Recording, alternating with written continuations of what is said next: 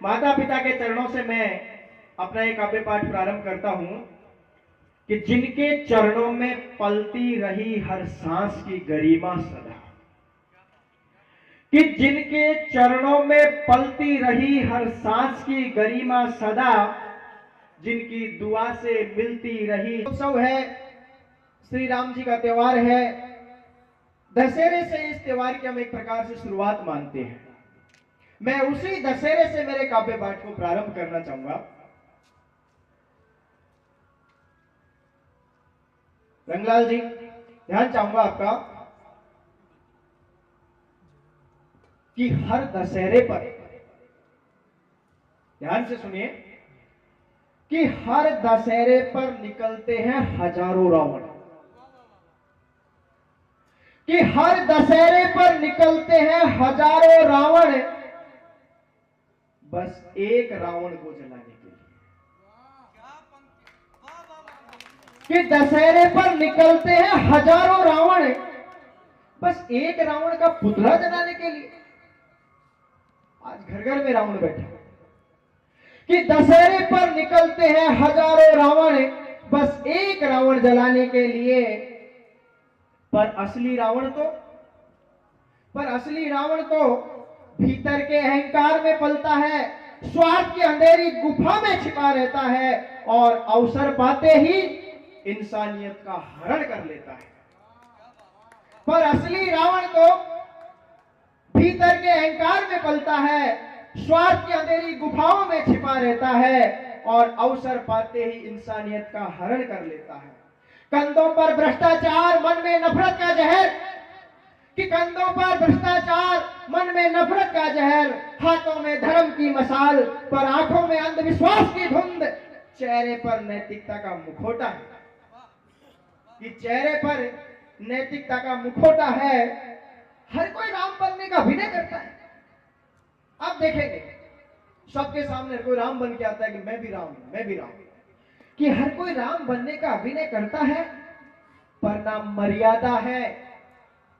कि हर कोई राम बनने का अभिनय करता है, पर ना मर्यादा है, ना सीता का सम्मान, ना विनय, ना शील, ना आज्ञाकारिता, ना कर्तव्य निष्ठा, कि ना आज्ञाकारिता, ना कर्तव्य निष्ठा। रावण दहन के बाद गूंजता है आसमान।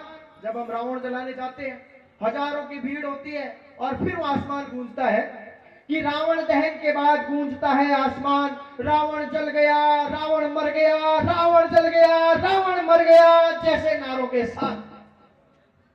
पर सच्चाई ये है कि अगली सुबह वही रावण नए वेश में, नए छल प्रपंच के साथ फिर लौट आता है और मानवता को अपने पैरों तले कुचलता चला जाता है, और मानवता को अपने पैरों तले कुचलता चला जाता है। तो सबसे पहले आवश्यकता है हमको हमारे मन के अंदर बैठे रावण को मारने। रावण का पुतला जलाने से कुछ नहीं होगा। हम हमारे, एक बार धर्मी जी के लिए दो जोरदार ताली। बहुत बहुत आभार, धन्यवाद।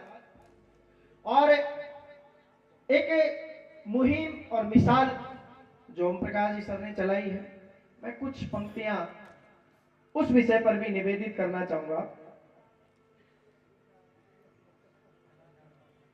देखो,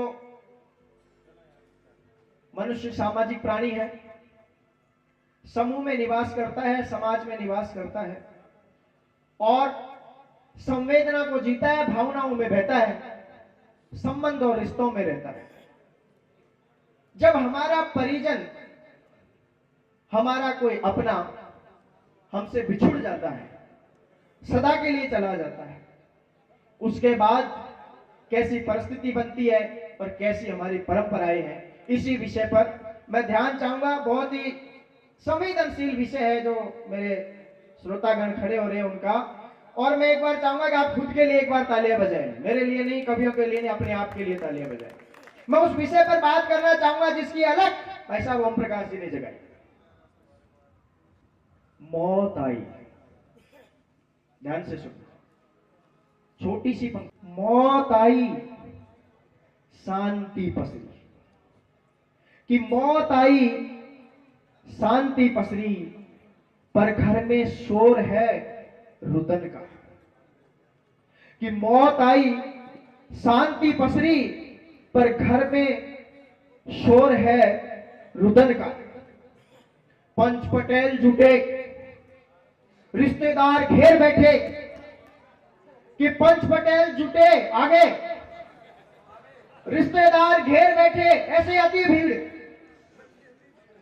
जब नुक्ता होता है। मैं बात कर रहा हूं नुक्ते की। ऐसी आती भीड़ जीवने वालों की। आगे नाम सुनते ही मौत आई शांति पसरी, पर घर में शोर है रुदन का। पंच पटेल जुटे, रिश्तेदार घेर बैठे। रिवाज है, रस्म है, ये तो सारी निभानी पड़ेंगी। बड़े कर्ज चाहे, कि बड़े कर्ज चाहे, जमीन बिके, परिवार उजड़े, फिर भी नुक्ता जरूरी है। कि बड़े कर्ज चाहे, जमीन बिके, परिवार उजड़े, फिर भी नुक्ता जरूरी है। मृत्यु भोज पर भोज, कि मृत्यु पर भोज ये जानवर भी नहीं करते। सही समय पर आए थे। आपने देखा आज तक कभी भी कोई जानवर मर जाता हो और उसके परिजन मृत्यु पर भोज करते हो? कि मृत्यु पर भोज जानवर भी नहीं करते। मानवता यहां सिसकती है। बस करो, रोको ये गिद्ध भोज, इंसानियत बचाओ। रोको ये गिद्ध भोज, इंसानियत बचाओ। आपने सुना, इसके लिए बहुत बहुत धन्यवाद।